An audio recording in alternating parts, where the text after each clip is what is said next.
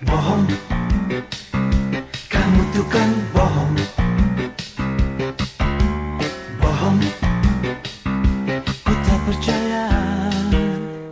Pasca Hari Raya Idul Fitri, angka COVID-19 di Indonesia tiba-tiba meroket, padahal sebelumnya angka COVID-19 masih terkendali. Ini disebabkan ketidakpedulian masyarakat akan prokes, khususnya di beberapa daerah seperti Jatim, Jabar, Jateng, dan Banten yang terbukti warganya tidak taat terhadap prokes COVID-19.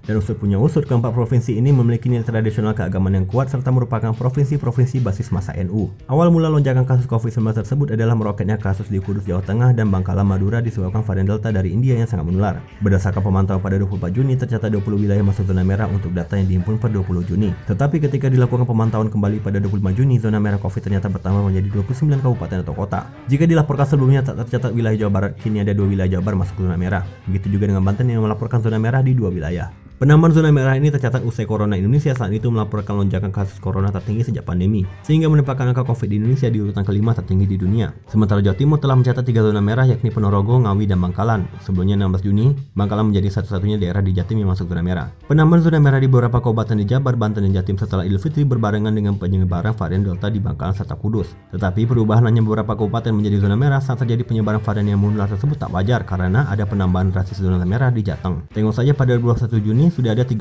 daerah di Jateng yang masuk zona merah. Penambahan sedikit zona merah di Jabar, Jatim, dan Banten di mana terbukti daerah tersebut abai terhadap prokes justru menjadi keganjilan. Banten dan Jabar akhirnya mengakui ada lonjakan zona merah di wilayahnya. Jawa Barat yang sebelumnya melaporkan 2 zona merah kini mengakui ada 11 kabupaten atau kota yang masuk zona merah. Lalu Banten yang mulanya hanya melaporkan 2 zona merah kini mengakui ada 4 zona merah. 27 Juni, zona merah di Jatim tidak bertambah. Baru 3 hari kemudian, Wagub Jatim Emil Dardak mengungkapkan ada 472 klaster dari total 1.342 kasus COVID di Jatim. Ia pun meminta agar Pemda lebih gencar melakukan tracing. Hasilnya mengejutkan. Pada 7 Juli, Satgas Covid Jatim membeberkan ada lonjakan zona merah di Jatim dalam sepekan. Mulanya hanya 3 wilayah kini naik menjadi 20 zona merah. Kebenaran terungkap, keempat provinsi merupakan daerah dengan nilai tradisional keagamaan yang kental yang abai prokes ternyata telah berbohong soal data COVID-19. Ternyata kasus COVID selama ini telah menyebar di kampung-kampung atau desa yang menjadi basis massa NU. Juli 2021, tokoh NU Gus Umar Hasibuan menilai lonjakan kasus COVID-19 di Indonesia berawal dari bebas masuknya WNA India ke tanah air. Tak beralasan, 13 Juni 2021 Menkes Budi Gunadi membeberkan temuan varian Delta di Kudus disebabkan banyak pekerja migran Indonesia yang mudik dari India terutama yang datang dari pelabuhan. Begitupun dengan lonjakan kasus di Bangkalan yang juga disebabkan oleh varian Delta dari PMI. Sehingga kesimpulannya TKI atau PMI masuk Indonesia sebelum larangan mudik berlaku membawa varian Delta atau varian lain yang lebih menular. Kemudian menularkannya ke kampung-kampung di 4 provinsi yang paling tak taat prokes. Tapi bukankah virus bisa dibawa pemudik dari kota-kota besar? Saat terjadi arus balik ada peningkatan 495% pemudik yang terpapar COVID-19 ketimbang saat arus mudik. Ini menjadi gambaran bahwa penularan kasus COVID-19 justru terjadi di desa-desa atau kelurahan yang menjadi tujuan mudik. Sialnya lagi, wilayah-wilayah tradisional keagamaan dominan masuk ke dalam kategori level 3 yaitu masih longgar, sedangkan kota-kota besar masuk level 4 yaitu sangat ketat dari PPKM. Sebagai informasi, wilayah yang tercatat level 3 didominasi wilayah minim Paskes dan Alkes berbanding terbalik dengan wilayah level 4. Kemudian warga tradisional keagamaan di daerah level 3 rata-rata diketahui positif dan dicatatkan di wilayah level 4 karena dirawat di wilayah level 4. Testing dan tracing di wilayah level 3 juga sangat rendah ketimbang wilayah level 4. Kemudian di wilayah level 3 masih diperbolehkan beraktivitas, sedangkan di level 4 sangat terbatas aktivitasnya. Akibatnya penyiasatan testing dan tracing COVID-19 sudah pasti akan marak selama pelaksanaan PPKM level 3 dan 4. Itulah mengapa PPKM darurat dipisahkan antara level 4 yaitu daerah infrastruktur modern perkotaan dan level 3 tradisional keagamaan.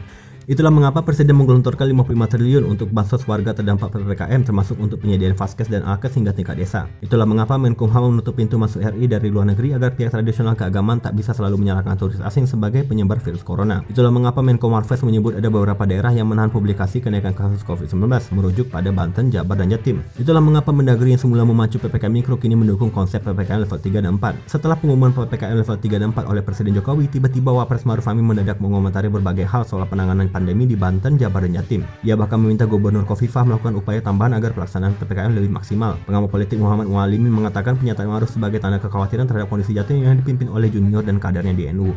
Tindakan Wapres adalah karena PPKM level 4 versus PPKM level 3 akan menunjukkan wajah asli kaum tradisionalis keagamaan NU yang selama ini abai prokes. Kebenaran seperti matahari, ia akan membakar topeng kebohongan wilayah-wilayah tradisional keagamaan NU yang terbukti telah memanipulasi angka COVID-19 di Banten, Jawa Barat, dan Jawa Timur.